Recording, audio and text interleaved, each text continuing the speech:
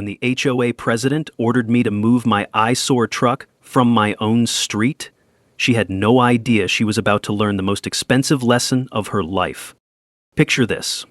I'm standing in my driveway at 7 a.m., still in my work boots from yesterday's electrical job, staring at a bright orange violation notice flapping in the October wind like some kind of surrender flag. The diesel smell from my F-250 mixes with the crisp autumn air as I read the most ridiculous fine I've ever seen. Commercial vehicles prohibited per CCNR Section 7.3. $50. Escalating to $100 weekly if I don't comply.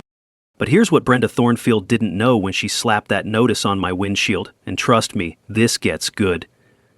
My grandfather didn't just live on Willowbrook Lane. He owns the whole damn street. What would you do if your HOA tried to control property they don't even own? Drop a comment and tell me where you're watching from. I bet your HOA has some wild stories too. Let me back up and tell you how this whole mess started. My name's Marcus Kellerman, and I'm a third-generation electrician who recently inherited my grandfather's 1,940 Craftsman house in Willowbrook Estates. You know the type of neighborhood. Upper-middle-class suburb where the lawns are measured with rulers and the mailboxes cost more than most people's cars. I drive a 2015 Ford F-250 work truck. It's perfectly maintained, passes inspection every year, and frankly looks better than half the luxury SUVs parked in these driveways. But it's obviously a work vehicle, complete with ladder racks and the occasional electrical supply box visible through the rear window. Now, Willowbrook Estates is one of those places with a split personality. The original families, teachers, postal workers, electricians like my grandfather, built solid middle-class lives here in the 60s and 70s. Then the tech boom brought in a wave of newcomers with expensive tastes and even more expensive attitudes. Enter Brenda Thornfield. Brenda's 48, sells real estate for the luxury market, and moved here 5 years ago from a downtown condo that probably cost more than most people's houses. She drives a white BMW X5 that she washes twice a week, maintains a lawn so perfect it looks like AstroTurf, and has been HOA president for 3 years running. The woman measures grass height with an actual ruler. I've seen her timing people's Christmas decorations to make sure they come down by January 2nd. She's that neighbor. The trouble started on a Tuesday. I'd just finished a 12-hour job rewiring an old warehouse, the kind of honest work that keeps the lights on in this country, and parked my truck in my own driveway like I'd done 100 times before. Next morning, there it was, that orange violation notice, crackling in the wind like a declaration of war. Commercial vehicles prohibited per CC&R Section 7.3. First violation, $50, 0 cents. Subsequent violations, $100, 0 cents. Weekly, 10-day compliance deadline. I stood there in my driveway, coffee mug in hand, listening to Mrs. Patterson's wind chimes tinkling next door, and I felt something I hadn't felt since my wife passed 3 years ago. Pure, undiluted fury. That evening, I knocked on Brenda's door. She answered through the screen, wouldn't even open it fully, as if my work boots might contaminate her marble foyer.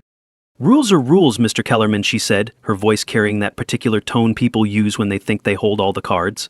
"This isn't a construction zone." I explained that I was just trying to make a living, that the truck was my livelihood. Her response, "Maybe you should consider a more appropriate neighborhood." The smell of her vanilla candles drifted through the screen door, mixing with the evening air thick with the promise of rain. I could hear the click of her designer heels on that marble floor as she stepped back, already dismissing me. That's when I knew this wasn't really about parking regulations or neighborhood aesthetics. This was about class, about who belonged and who didn't, about a woman who lived here 5 minutes thinking she could erase 75 years of my family's history. See, here's what Brenda didn't bother to research before starting her little power trip. My grandfather, Thomas Kellerman, bought his lot in 1947 when this was nothing but farmland and a dream. He was a master electrician who helped wire half the original houses in this neighborhood. My father grew up here, learned the trade here, raised me here. This wasn't just my house. This was my legacy. But Brenda was about to learn that some legacies run deeper than HOA covenants, much deeper. As I walked back to my house that night, the crunch of autumn leaves under my feet sounded like the opening notes of a song I was just beginning to hear. Brenda didn't waste time escalating. 2 days later, I found a formal letter in my mailbox. Not just any letter, but one of those certified mail jobs that screams legal trouble from 50 feet away. Final notice: commercial vehicle removal required within 48 hours. Additional violations noted: unsightly equipment visible in vehicle bed, work ladder. Failure to comply will result in property lien for unpaid fines. CC, HOA Board of Directors, Willowbrook Management Company. Unsightly equipment: my grandfather's old wooden ladder, the same one he'd used to wire this entire neighborhood, was now unsightly equipment. I'll tell you what's unsightly: a grown woman with nothing better to do than patrol the streets with a clipboard and a superiority complex. But here's the thing about being an electrician: you learn to troubleshoot problems methodically. So instead of losing my temper, I decided to do some research. First stop, the county recorder's office, where property records tell stories that go back generations. The clerk, a patient woman named Dorothy who'd been there since the Carter administration, helped me pull the files. My grandfather's original 1947 deed, thick with age and smelling like old paper and history. The HOA's 1995 incorporation documents, crisp and modern by comparison. That's when I noticed the first discrepancy. The street ownership description in the HOA documents didn't quite match what I was seeing in the original development records. Interesting. Knowledge nugget 1. Always verify HOA authority by checking original property deeds at your county recorder's office. Many associations overstep their actual jurisdiction because no one bothers to verify their claims. While I was playing detective, Brenda was playing hardball. She called the non-emergency police line and had Officer Rodriguez come out to assess the commercial vehicle violation. Poor guy looked about as thrilled to be there as I felt receiving him. "Sir, this appears to be a civil matter," Rodriguez explained, his radio crackling in the afternoon heat. "I can't force vehicle removal based on HOA complaints. Your registration and insurance look good to me." Brenda appeared from her house like a spider sensing vibrations in her web. "Officer, surely there's something you can do. This is a residential neighborhood with standards." "Ma'am, unless the vehicle's abandoned, unregistered, or blocking traffic, my hands are tied. Maybe contact a towing company if your HOA has that authority." The word "if" hung in the air like smoke. Rodriguez tipped his hat and left, probably relieved to get back to real police work. That weekend, anonymous flyers appeared on every doorstep. "Keep our neighborhood beautiful. Report violations to maintain property values." No signature, but the expensive paper stock and perfect formatting screamed Brenda Thornfield. Then came the emergency HOA board meeting notice. To discuss ongoing compliance issues and community standards. Translation: let's gang up on the guy with the truck. The meeting was held in the community center, that beige monument to suburban bureaucracy with its fluorescent lighting that makes everyone look like they're dying of liver disease. 15 residents showed up, a decent turnout for what was essentially a public shaming. Brenda had prepared a slideshow, an actual PowerPoint presentation titled "Protecting Property Values Through Enforcement." She'd photographed my truck from every unflattering angle and placed these images next to stock photos of luxury neighborhoods, complete with circular driveways and 3-car garages. "Residents invest in Willowbrook Estates expecting certain standards," she announced, clicking through slides with the confidence of someone who'd never questioned her own authority. "Allowing commercial vehicles opens the door to further deterioration." When she finished, I stood up. The coffee in the room had gone cold hours ago, and the industrial carpet gave off that particular smell of community centers everywhere. Industrial cleaning solution mixed with resignation. "I'd like 3 minutes to respond." Brenda checked her phone with obvious irritation. 3 minutes, and please keep it brief." I pulled out a folder I'd prepared. My grandfather, Thomas Kellerman, was a World War II veteran who helped build this neighborhood from the ground up. Literally. He wired the electrical systems in half these houses, including yours, Mrs. Thornfield. A few heads nodded. The older residents remembered. "I'm offering a compromise. I'll park the truck in my garage whenever possible, but I won't be driven from my family's home by someone who's lived here 5 minutes." The board voted 3-2 against the compromise. Bank manager Williams and business owner Foster sided with Brenda. Only Mrs. Henderson, the retired teacher, and Mr. Kumar voted for reason. "Daily monitoring will begin immediately," Brenda announced with poorly concealed satisfaction. "Compliance will be enforced." As residents filed out, old Mrs. Patterson touched my arm. "Your grandfather would be proud," she whispered. "Don't let them win." The battle lines were drawn. But Brenda had no idea what she was really fighting. Brenda's daily monitoring turned out to be exactly what it sounded like: stalking with a clipboard. She drove by my house twice a day, taking time-stamped photos of my truck like some kind of suburban paparazzi. She even recruited Gladys Worthington from 2 streets over as her compliance monitor, a woman so bored with retirement that watching paint dry probably counts as entertainment. The harassment went professional when my work phone started ringing. Concerned residents calling to ask about my reliability and professionalism.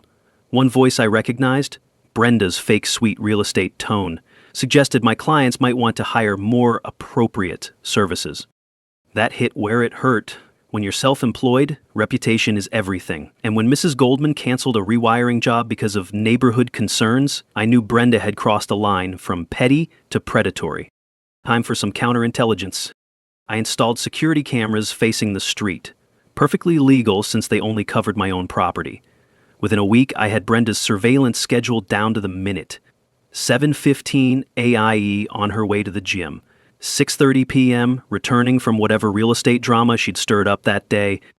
But neighbors started talking. Mrs. Patterson mentioned that her grandson was being hassled about his motorcycle. The young family 3 houses down revealed they were catching grief over their kids' playground equipment. Apparently the swing set wasn't architecturally consistent with neighborhood aesthetics. A secret Facebook group formed, Willowbrook Resistance. 12 neighbors sharing their own HOA horror stories. Turns out, Brenda's enforcement crusade was more widespread than anyone realized. Meanwhile, my research was paying dividends. Those 1947 development documents kept nagging at me. Something about the street ownership language didn't add up, but the real discovery came when I was documenting Brenda's own property for evidence. Her fence was 6 inches too high, according to the same CC&Rs she loved quoting. Her landscape lighting hadn't been approved by the architectural committee. Even her precious BMW was occasionally parked at an angle that violated the orderly appearance clause. Funny how enforcement works when you're the enforcer. Knowledge nugget. 2. Zoning laws supersede HOA rules. If county compliance contradicts association restrictions, county wins every time. Check with your local zoning office before accepting HOA ultimatums. Brenda's next move was filing a formal complaint with county code enforcement, claiming my truck violated residential zoning. She demanded immediate enforcement action, probably expecting the county to do her dirty work. The inspector who showed up was a guy named Pete Martinez who'd been checking commercial vehicle complaints for 15 years. He walked around my truck, checked the registration, measured the wheelbase, and shook his head. No zoning violations here, he told me while Brenda hovered nearby like a vulture. Vehicles properly registered, under weight limits, and parked on private property. Your HOA lady doesn't understand the difference between their rules and actual law. But Brenda wasn't giving up. 2 mornings in a row, I found my truck tires deflated. Not slashed, deflated. Someone with just enough sense to avoid felony vandalism, but not enough sense to avoid my security cameras.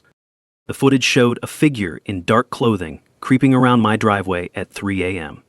Too dark to make a positive ID, but the timing coincided perfectly with Brenda's surveillance schedule. When I filed a police report, Officer Rodriguez suggested it was probably just a neighborly dispute and recommended I work things out civilly. Civil, right.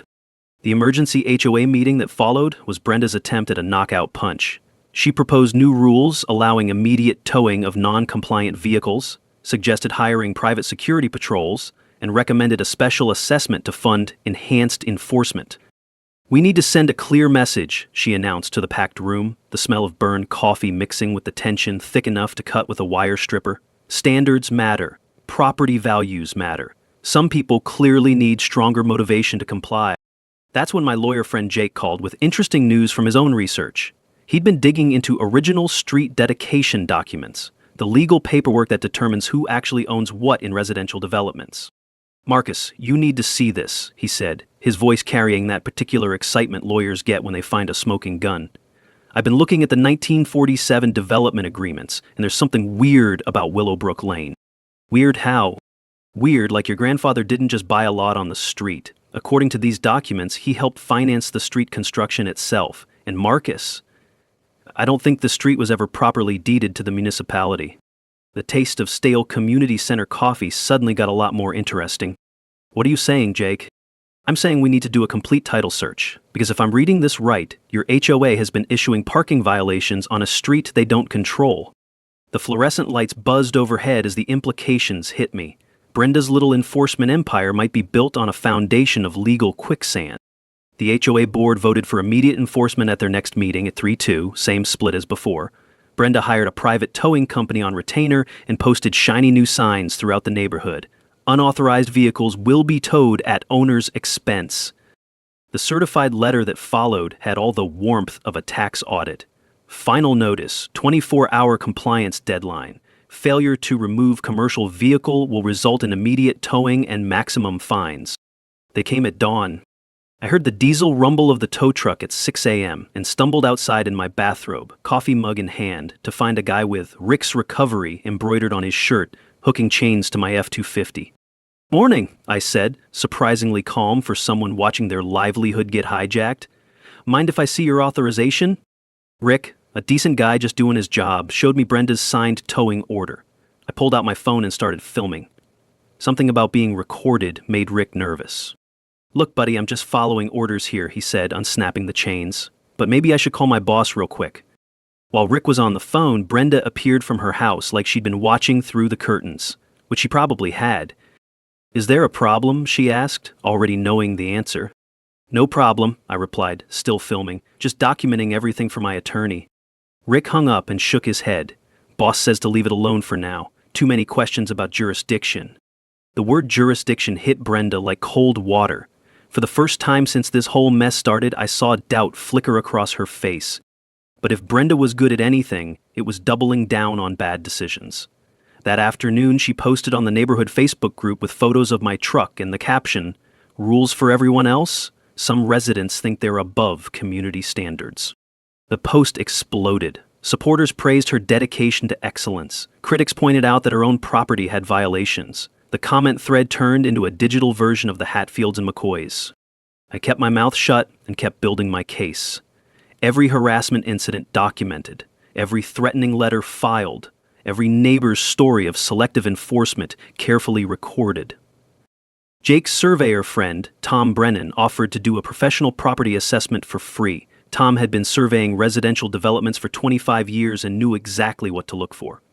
"Holy shit, Marcus," he said after 3 hours with his equipment, studying maps that looked like mathematical spiderwebs. "The boundaries in these modern HOA maps don't match the original deed records at all, not even close."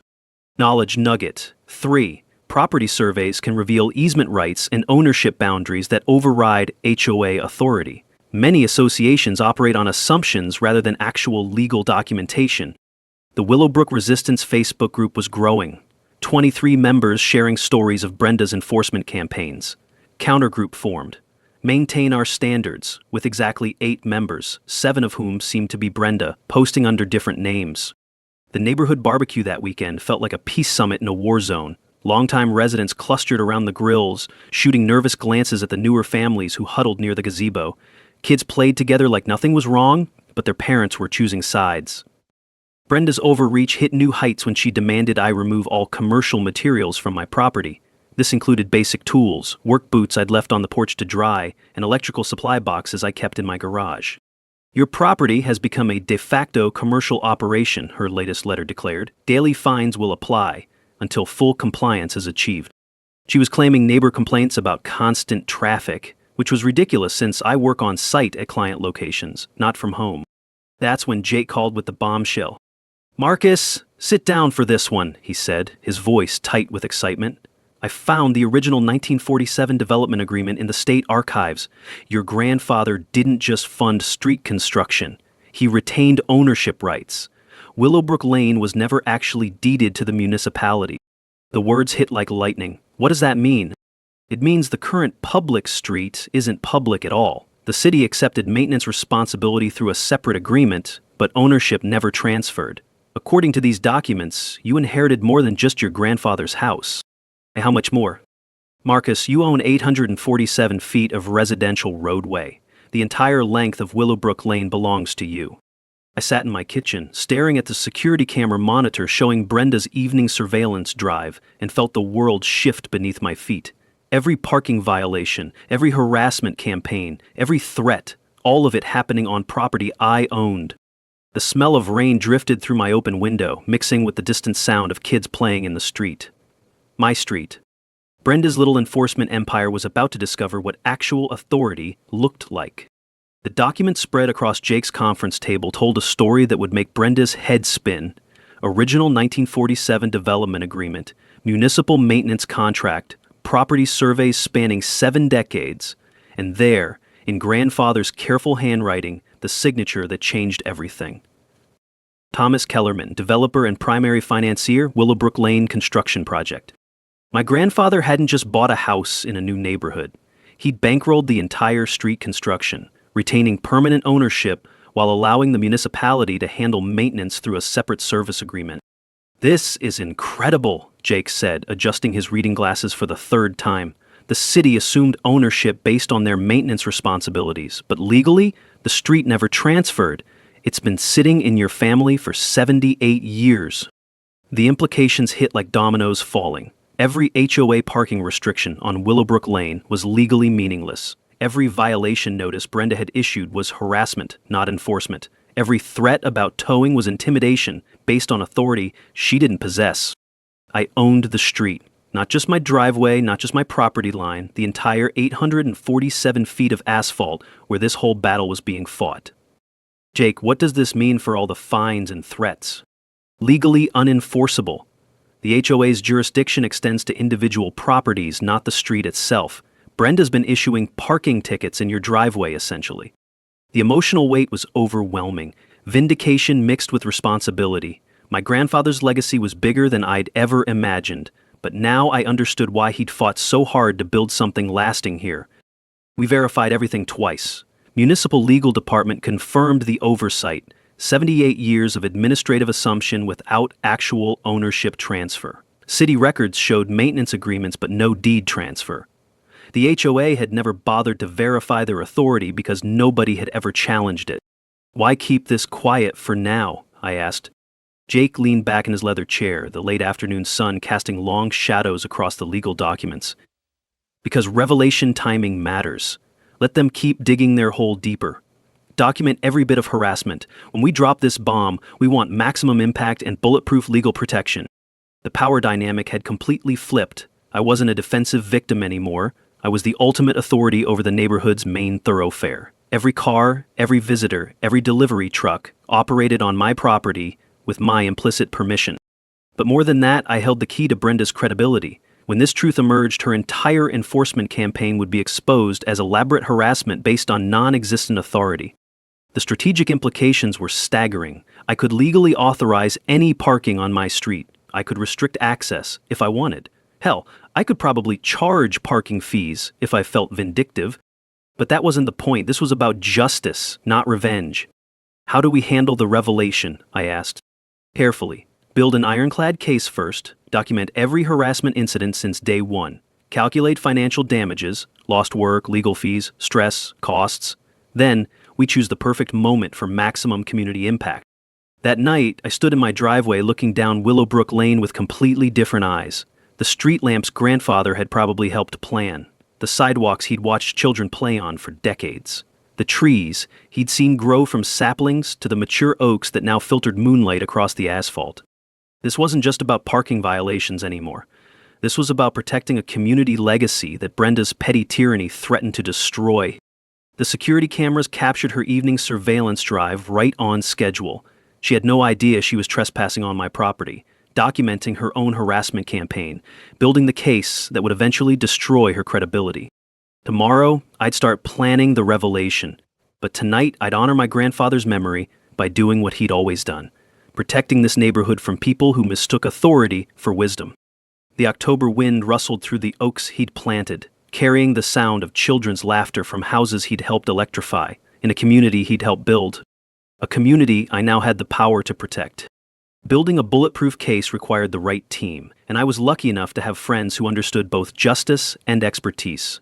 Jake Sterling took the case pro bono, partly because we'd been friends since high school, mostly because he'd never seen a property rights case this clear-cut. Tom Brennan, the surveyor, confirmed every measurement and boundary with the precision of a Swiss watchmaker.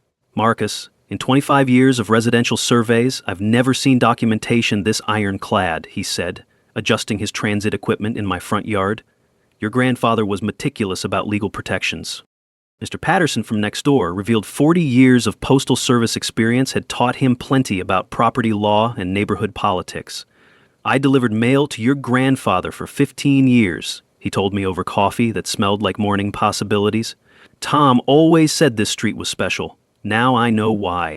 Mrs. McCarthy, the retired librarian with silver hair and steel determination, offered research assistance with historical documents. Honey, I've been organizing records since the Nixon administration. Let me help you find everything Brenda wishes had stayed buried. Our legal strategy was methodical as rewiring a house. Document every HOA violation and threat since the truck incident. Calculate financial damages, lost work time, $2,400, 0 cents. Legal consultation fees, $800, 0 cents. And stress costs, priceless but legally quantifiable. Jake prepared cease and desist letters for the harassment campaign, drafted formal notification of street ownership to the municipality, and researched precedent cases for similar property disputes. Evidence collection became a full-time job. Security camera footage of every surveillance visit. Brenda had been recorded 47 times in 6 weeks. Screenshots of Facebook harassment posts with timestamps showing coordinated attacks. Phone recordings of threatening conversations, perfectly legal in our state, including Brenda's memorable line about making me comply whether I liked it or not. Neighbor witness statements painted a picture of systematic intimidation that went far beyond parking violations. Financial Nugget 1. Private street ownership can include mineral rights, utility easements, and parking authority. Always verify what comes with property inheritance because previous generations often secured more rights than modern owners realize. The Willowbrook resistance evolved into a formal information network. Neighbors reported on HOA board meetings, shared details of other enforcement campaigns, and revealed information about Brenda's past legal troubles in her previous neighborhood. Apparently, she'd been sued twice for harassment before moving here. Mrs. Patterson's grandson, visiting from law school, provided research assistance on HOA overreach cases. Aunt Helen, this is a textbook example of ultra-virus action, beyond legal authority, he explained. The HOA has been operating completely outside their jurisdiction. Tom's professional survey ordered for legal documentation cost $1,200, 0 cents, but was worth every penny. Historical research at state archives revealed the complete deed chain, proving unbroken ownership from grandfather to father to me. We attended municipal meetings to understand street maintenance agreements, discovering that city crews had been maintaining my street for decades without realizing they didn't own it. The Parks and Recreation director laughed when Jake explained the situation. Happens more often than you'd think. Private streets that everyone assumes are public. Legal nugget 4. Street dedication versus street ownership. Many private streets were never properly transferred to public control, creating situations where HOAs enforce rules on property they don't control. County recorders' offices maintained the truth. Timing strategy became crucial. We planned the revelation for maximum HOA board attendance, coordinated with Jenny Rodriguez, a local reporter who happened to be Officer Rodriguez's daughter and was always looking for human interest stories about community disputes. The community impact needed careful consideration. Peak neighborhood activity meant weekend revelation when families were home. Seasonal timing mattered too. October meant people were outside, engaged, paying attention to neighborhood dynamics. My psychological preparation involved practicing key talking points with Jake, anticipating Brenda's likely responses, denial, deflection, desperation, and preparing for the community division that truth-telling sometimes requires. Marcus, when you drop this bomb, some people will feel embarrassed about supporting harassment, Jake warned. Others will double down rather than admit they were wrong. Be ready for both reactions. Documentation organization filled 3 large binders. Chronological timeline of harassment incidents, legal precedent research for similar cases, financial impact statements with supporting evidence, and positive community improvement proposals ready for immediate presentation. The smell of fresh ink from legal document copies mixed with the satisfaction of methodical preparation. The sound of our 3-hole punch organizing evidence became the rhythm of justice being assembled, page by page, fact by fact. When I found the original photographs of grandfather supervising street construction in 1947, him in overalls and work boots, standing proud beside the surveying equipment, I knew we were ready. The taste of celebration wine that night carried hints of vindication and responsibility. Tomorrow we'd begin the final phase, but tonight, we'd assembled everything needed to protect this community from petty tyranny. Justice, it turns out, requires excellent filing systems. Brenda's desperation began showing when she discovered I'd been consulting with an attorney. Somehow, probably through her real estate network, she learned about my visits to Jake's office and interpreted legal research as an aggressive litigation threat. The emergency HOA board meeting she called violated their own bylaws about proper notice, but Brenda was past caring about rules that didn't serve her purposes. She proposed an immediate special assessment of $500, 0 cents per household, to fund legal defense against frivolous lawsuits. "We're under attack," she announced to the 7 residents who showed up on Tuesday afternoon, most of them retirees who had nothing better to do. "Some people think they can intimidate this board with lawyer threats. We need to show them that Willowbrook stands united." The irony was delicious. Brenda talking about intimidation while proposing to tax the neighborhood for her personal vendetta. Her smear campaign kicked into overdrive. She spread rumors about my lawsuit threats, claiming I was trying to destroy neighborhood property values through aggressive litigation. She suggested I was planning to convert my property to commercial use. Apparently my work truck was just the beginning of some grand scheme to turn Willowbrook into an industrial park. When she contacted the local newspaper with her one-sided story, I knew she'd moved from harassment into full desperation mode. Meanwhile, I continued normal routines while building my bulletproof case. Every morning, I let Brenda dig her hole deeper with increasingly erratic behavior. Every new harassment incident got documented with the precision of an electrical schematic. The sabotage escalated too. My mailbox got mysteriously damaged overnight. Not destroyed, just damaged enough to require replacement. Someone cut my garden hose, flooding my driveway and killing the grass I'd spent 3 years nurturing. Anonymous complaints got filed with multiple city departments. Building code violations, non-violations, even a health department complaint about unsanitary conditions. Inspector found my property cleaner than most. Inspector Perchos had my cleaner emergency process his prior to the party's meeting. Each incident was carefully documented with security footage, timestamps, and witness statements. Brenda was building my harassment case better than any lawyer could. Her power grab at the next board meeting was breathtaking in its overreach. She attempted to expand HOA authority through emergency rule changes, proposing new violations for disruptive behavior and community discord, terms so vague they could target anyone who disagreed with her. She tried recruiting new board members who supported strict enforcement, scheduling votes during weekday working hours when most reasonable residents couldn't attend. The bank manager and business owner who'd supported her before started looking uncomfortable with her increasingly authoritarian tactics. The community fracture was becoming impossible to ignore. Willowbrook had split into 2 distinct camps, longtime residents increasingly supporting me, newer residents torn between avoiding conflict and maintaining their property values, and several families seriously considering moving rather than dealing with the toxic atmosphere.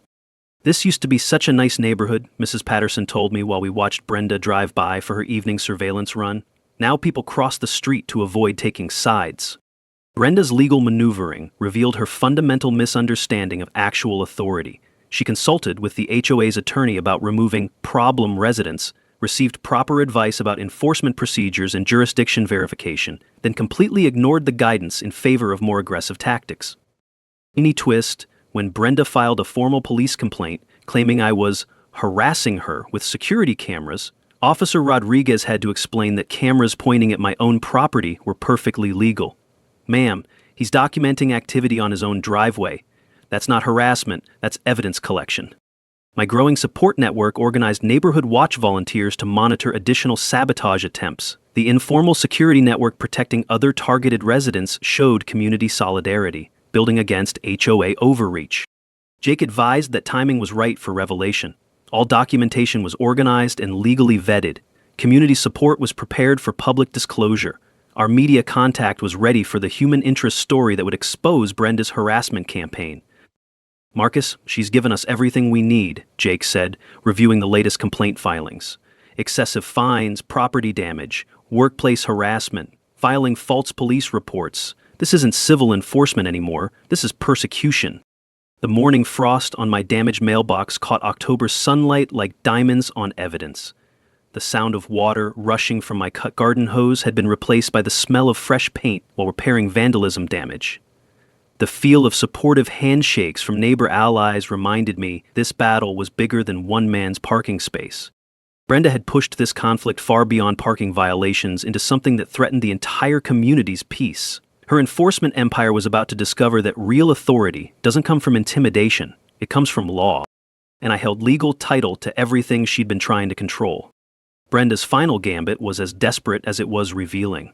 She organized a petition to remove the problem resident, canvassing the neighborhood with inflammatory rhetoric that made her sound like she was running for dictator rather than HOA president. This is about more than parking, she told anyone who'd listen, clipboard in hand and that fake concerned expression she'd perfected. This is about whether we're going to let one person destroy everything we've built here. Everything we've built. The woman who'd lived here 5 minutes was claiming credit for 75 years of community development. She threatened to resign as HOA president if the board couldn't control the Marcus situation, as if I were some kind of natural disaster rather than a guy trying to park his truck in his own driveway. When the local newspaper ran her story under the headline, HOA battles resident over neighborhood standards, complete with unflattering photos of my F-2050, I knew she'd crossed her final line. The article was pure propaganda, painting me as some kind of property value terrorist threatening suburban paradise. My response to reporter Jenny Rodriguez was brief and dignified. I'm reviewing all legal options and expect some surprising developments soon. I maintained professional composure despite every instinct screaming to unleash the truth right then and there. But Brenda wasn't done. Her pressure campaign targeted my employer with complaints about having an unprofessional employee who was disrupting residential communities. She spread rumors about property value impacts, suggesting other residents should protect their investments by supporting whatever measures were necessary to remove me. The packed community center for that Thursday night meeting felt like the climax of a neighborhood civil war. 40-plus residents crammed into folding chairs, the air thick with tension and the smell of burnt coffee that had been sitting too long. Brenda's presentation was her masterpiece of manipulation. Case against neighborhood disruption ran for 20 minutes, complete with photos, complaint documentation, and testimonials from concerned residents about the commercial vehicle crisis. She called for a formal vote to pursue all legal remedies against non-compliant residents, essentially asking the community to authorize warfare against me.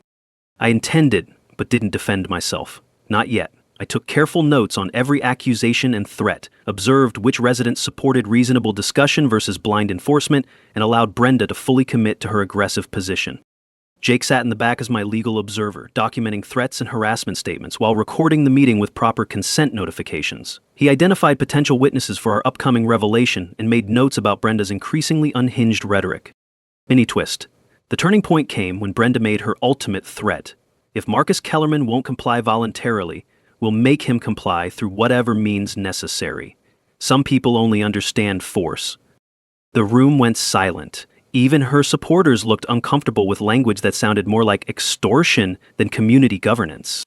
Behind the scenes, our final preparations were falling into place. Legal documents were prepared for immediate filing. Media strategy was refined with Jenny Rodriguez, who'd started asking her own questions about HOA authority after Brenda's heavy-handed media manipulation. Community presentation materials were professionally prepared, and timing was coordinated with municipal notification requirements. "Marcus, she's threatening coordinated harassment," Jake whispered during a break. "Hiring private investigators to find violations, suggesting organized pressure campaigns. She's crossed from civil dispute into criminal conspiracy territory." Brenda's proposal for hiring a private investigator to document all violations on the Kellerman property was the final straw. She was suggesting using HOA funds to finance stalking, essentially. "We need to protect our investment," she declared to the increasingly uncomfortable crowd. "Property values don't protect themselves. Sometimes you have to fight for what's right." Fight. There was that word again, as if parking a work truck in my own driveway was some kind of declaration of war against suburban civilization. I realized the community needed protection from this escalating madness more than I needed personal vindication. Brenda's harassment campaign was poisoning relationships between neighbors who'd lived peacefully together for decades. The stuffy air in the overcrowded community center carried the sound of angry murmurs during Brenda's presentation. Bright camera flashes from Jenny Rodriguez's photographer illuminated faces twisted by artificial conflict. The tension-filled silence during my restrained responses felt like the calm before a hurricane.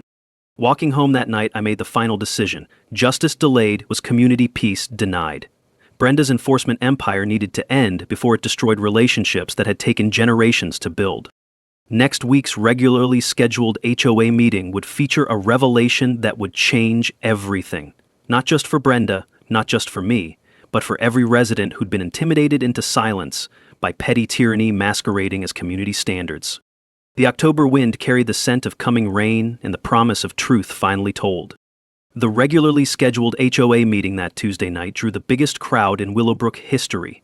Word had spread about significant developments in the Kellerman situation, and 60-plus residents packed the community center like they were expecting either a resolution or a riot.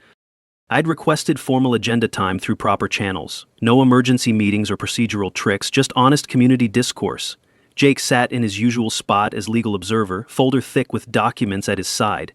Jenny Rodriguez had positioned herself near the front, camera ready for what I'd promised would be a significant neighborhood development. Brenda arrived with a prepared victory speech, radiating the confidence of someone convinced they held all the winning cards. The board members seemed equally certain about their final resolution to the Marcus problem. I entered quietly, carrying only a simple manila folder. "Before we address new business," Brenda announced with theatrical authority, "I'm presenting a formal motion to pursue all legal remedies against residents who refuse to comply with community standards." She read her list of my alleged violations like a prosecutor delivering closing arguments: commercial vehicle parking, unsightly equipment display, disruptive behavior, community discord. Each accusation was accompanied by photos and documentation that she believed proved her case beyond doubt. "The board demands immediate compliance, or will pursue forced property sale through lien foreclosure," she declared to murmurs of approval from her supporters. "I'm calling for a community vote supporting aggressive legal action." When she finished, the room buzzed with expectation. This was my moment to grovel, compromise, or storm out in defeat. Instead, I stood and requested permission to address her accusations. "I've learned something interesting about our neighborhood while researching these violations," I began calmly, feeling the weight of 3 generations of family history behind my words. "Something that changes everything we think we know about authority here." I opened the manila folder and produced the original 1947 development agreement. The paper yellowed with age, but the legal language still crystal clear. "My grandfather didn't just live on Willowbrook Lane," I continued, holding up the document. "According to these county records, Thomas Kellerman financed and owns the entire street." The silence that followed was absolute. 60 people holding their breath while my words sank in. Brenda's face drained of color like someone had pulled a plug. Board members exchanged confused glances that said everything about their lack of due diligence. "Every parking violation you've issued," I continued, "every threat you've made, every fine you've demanded, all of it happened on property that belongs to me." Jake stepped forward with professional survey results. Legal documentation confirms private ownership of the entire roadway. Municipal records verify 78 years of administrative oversight without actual ownership transfer. The municipal records officer I had invited as a guest witness nodded his confirmation. "The city maintains the street through a service agreement, but we've never held title to the property itself." "Mic drop, Mrs. Thornfield. You've been issuing parking tickets in my driveway." Brenda's desperate response was pure denial mixed with conspiracy theory. "This is impossible. The HOA controls street parking. These documents must be fake. This is some kind of municipal conspiracy." She demanded to examine the fraudulent papers, claimed I'd somehow fabricated county records going back 78 years, and threatened to fight this fraud in court with every resource available. The community reaction split the room like lightning. Longtime residents who remembered my grandfather burst into applause. Brenda's supporters sat in shocked silence, processing the implications. Board members requested an emergency recess to consult with legal counsel. Jenny Rodriguez frantically scribbled notes while her photographer captured Brenda's meltdown for posterity. Jake announced the immediate consequences: cease and desist letters for all harassment activities, formal disputes of every HOA fine and violation, documentation of the harassment campaign for potential civil action, and transfer of street parking authority to its rightful owner. But my response wasn't about revenge, it was about healing. "I'm not interested in vindictive enforcement," I told the stunned crowd. "I want to work with reasonable neighbors to establish fair parking guidelines that serve everyone's needs." This community deserves better than harassment disguised as governance. I invited collaborative discussion about genuine community standards, proposed regular forums for addressing neighborhood concerns, and offered to help reform HOA procedures to prevent future overreach. The aftermath was swift and decisive. Brenda stormed out without speaking, her enforcement empire crumbling in real time. 3 board members submitted immediate resignations, probably realizing they'd been complicit in harassment based on non-existent authority. Neighbors approached with apologies, support, and relief that the toxic atmosphere could finally end. Jenny Rodriguez interviewed multiple residents for her follow-up story, capturing a community ready to heal from months of artificial conflict. The squeaky microphone feedback during my revelation seemed like the sound of truth breaking through years of assumed authority, the warm feeling of vindication mixed with genuine responsibility for protecting this community my grandfather had helped build. Within 48 hours, Brenda Thornfield resigned as HOA president, citing personal reasons and irreconcilable differences with neighborhood direction. Within 3 months, her white BMW X5 was gone, the for sale sign on her lawn attracting buyers who probably had no idea they were purchasing the former headquarters of a failed enforcement empire. The new HOA board, elected with my input and overwhelming community support, reformed governance procedures to prevent future overreach. Mrs. Henderson, the retired teacher who'd been the lone voice of reason during the original board votes, became president. Mr. Kumar, the bank manager who'd finally found his conscience, helped establish transparent financial oversight. All previous violations and fines were officially voided. Not just mine, but every petty enforcement action Brenda had pursued during her 3-year reign of clipboard terror. I organized a neighborhood barbecue on my street that weekend, establishing reasonable parking guidelines through actual consensus rather than dictatorial decree. We created a community garden in the unused space at the street's end, where kids could learn about growing things instead of being measured for grass height violations. The Positive Initiative, the annual Willowbrook Heritage Festival celebrating neighborhood history, became our signature event, drawing visitors from surrounding communities who wanted to see how neighbors could work together instead of against each other. Municipality formally acknowledged my street ownership through updated records, establishing a new maintenance agreement that protected residents' interests while recognizing actual property rights. The HOA reformed completely, focusing on genuine community building rather than enforcement for its own sake. Financial nugget 2. My grandfather's deed included mineral rights that could potentially be valuable if the area ever develops oil or gas resources. Always research the full scope of inherited property rights, because previous generations often secured more than modern owners realize. Personal growth came through understanding that victory without healing isn't really victory at all. I became the neighborhood's informal mediator, helping residents resolve disputes before they escalated into harassment campaigns. My electrical skills got put to good use helping elderly neighbors with home repairs, and the Kellerman Family Scholarship for trade school students honored grandfather's belief in honest work. My F-250 now sits proudly in the driveway without fear, a symbol of working-class dignity that no amount of suburban pretension can diminish. Property values actually increased due to positive media attention from Jenny Rodriguez's follow-up stories. New residents were attracted by our collaborative community spirit rather than intimidated by enforcement horror stories. The Heritage Festival became a model for neighborhood governance that emphasized cooperation over control. The broader impact exceeded anything I'd imagined. Jenny's story went viral on social media as David vs. Goliath, how one man's truck exposed HOA overreach. Other HOA reform movements cited Willowbrook as proof that residents could successfully challenge association overreach. Legal advocacy groups consulted with me about property rights education, and our case became a teaching example for law schools studying municipal oversight and private property boundaries. Practical takeaway: always research original property deeds when facing HOA disputes. Many associations claim authority they don't legally possess because no one bothers to verify their actual jurisdiction.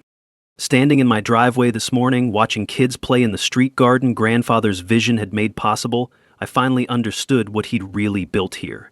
Not just roads and electrical systems, but a community foundation strong enough to survive petty tyrants and emerge more united than before. The October wind still carries the scent of autumn leaves, but now it also carries children's laughter and the sound of neighbors actually talking to each other instead of avoiding eye contact. True victory isn't defeating your enemies, it's transforming a community so that enemies become neighbors again. If you're dealing with HOA harassment, remember that knowledge is power and documentation is everything. Research your property rights, document every violation, and never let petty authority convince you that intimidation equals legitimacy. Drop a comment about your own HOA nightmare. I bet you have stories that would make Brenda's enforcement campaign look reasonable. Subscribe for more underdog victories against petty tyrants, and hit that bell for notifications when I drop the next revenge story. Next week, how I discovered my noisy neighbor was actually running an illegal business and what I did about it. Trust me, this one involves code enforcement, zoning violations, and a very surprised city inspector. Sometimes the best revenge is building something better for everyone. And always, always check those property deeds.